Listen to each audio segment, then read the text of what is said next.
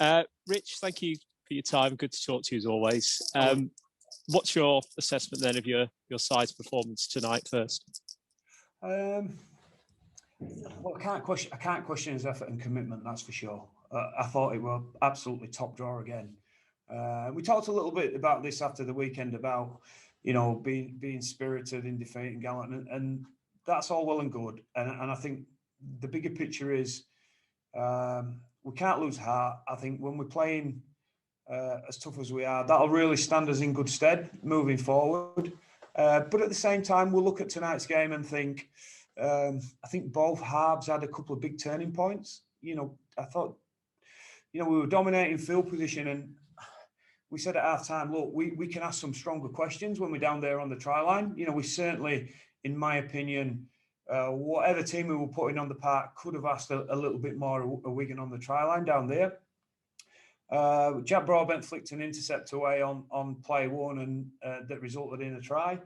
And I think in the second half, when Reece missed his kick to touch and then missed a tackle on Jackson Hastings in a 12-6 game that were ebbing and flowing, I thought that really popped the cork. And Tim, what I would say is, regardless of who's in our team and who's not in our team, they're just little bits where we've got to be better than that, mate. And I thought it was a 12-6 ball game going into the last 20, and we ended up 2 scores behind. So that, again, we're in control of that, mate. And I felt there were times down on their try line where I think Kyle Eastmond put a couple of kicks in that, we went up to challenge and came up with nothing. And I just felt that,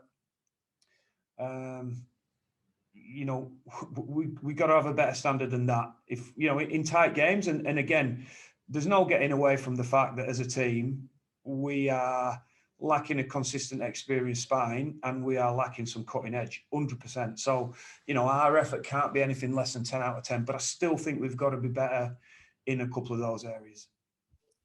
Yeah, how much were those last tackle plays maybe something that were key for you to maybe improve on to get something from that game?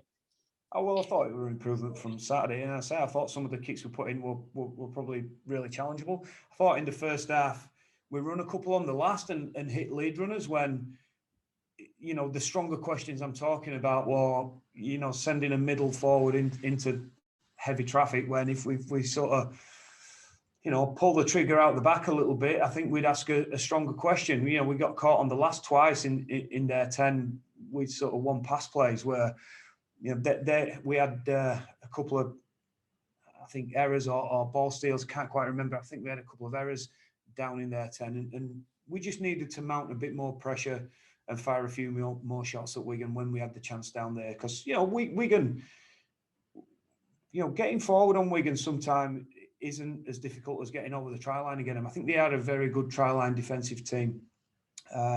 So, like I say, we needed to, ask a few more shots. And when we had some players skimming across the line, trying to find some space, we needed a little bit more push and support on the back of them. So, like I said, regardless of who's in our team, we can be, we can see some improvements in those particular areas of the game for sure. I thought Luke Briscoe came up with a couple of big moments in the game. What did you think of him overall? Well, I thought his try-saving tackle was fantastic. Great kick from Jackson Hastings. I'll probably talk about him in a second. But I thought his try-saving tackle on Hardacre was typified our effort. And I thought Tommy and Luke Briscoe, I thought the carries were brilliant. I would like to know what either of them two players have got to do to win a 6 again or a penalty, because I just feel for 18 months, the referees doing their reconnaissance have decided that Tommy and Luke milk penalties. But in my book, when I'm watching them, they are strong, carrying the ball, shrugging people off, strong in the legs, strong in the hips, and they are just not getting, in my opinion, the leeway that some of their carries and some of their winning the battles is the way I describe it. They are winning battles in the middle of the field offensively and not getting their due reward, because I feel referees have just decided that, hey, these two guys milk it, so we're not going to give them anything. And I was really disappointed with that tonight. Hey, listen, that was no bearing on the result whatsoever and no bearing on the way that he refereed the game. I'm saying I've seen that now for 18 months with Tom in particular and certainly Luke. No, that's fair enough, Rich. Kyle Eastmond, obviously, it was going to be the one making the headlines before the game, knowing that he was going to play. Yeah. What did you make of him then? I thought he was solid. I'd probably start him defensively. I thought defensively he was more than solid. I thought he was outstanding. I thought he pulled off some strong tackles, got his body in the way. He spoke to him a couple of times on the edge when we looked like we were out of numbers. So I thought he read it really well. I think it's only natural that at times he struggled to find his way into the game with the ball because it was the way we were playing Tim a little bit. We were a little bit frantic and disjointed down there, but at the same time, given the limited preparation he's had in our team, I think that's only natural, mate, until he gets a little bit of understanding with the people around him. And from our point of view, it would probably help him if we had, recognised pivots and fullbacks playing in and around him too. So that part of it is not really a worry and a concern for me. I thought he warmed into it well, played a good part in the try that we scored, and he'll get better and be better for the run. Yeah, that's one of those things that over time then, based on what you've seen tonight, you can see that he's got that potential with a bit more game time behind him. Yeah, for sure. And look, it's a little bit tough for us at the moment, and you said to the guys in there, some of this will really stand us in good stead moving down the track. It might be hard for it to see now, but I think, the spirit and commitment that we're playing with is fantastic. At the same time, we can't just accept that being spirited is enough. I think there's some parts of that game tonight where we will look and realise, we've really brought some pressure on ourselves and not converted enough opportunity and pressure that we had. But I will say, there's still a little bit of mitigation in some of those areas too. That's all for me. Thank you, Rich. Thanks, mate.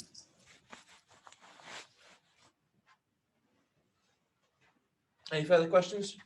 Rich, just wanted to ask that Hastings, you said you wanted to speak about him. I just think he's a wonderful player. I think tonight he wore a big difference between the teams. If we're looking at 4 tries to 1 and the involvement that he had in Wigan's tries, he's a guy that probes around, looks like he's got so much time on the ball.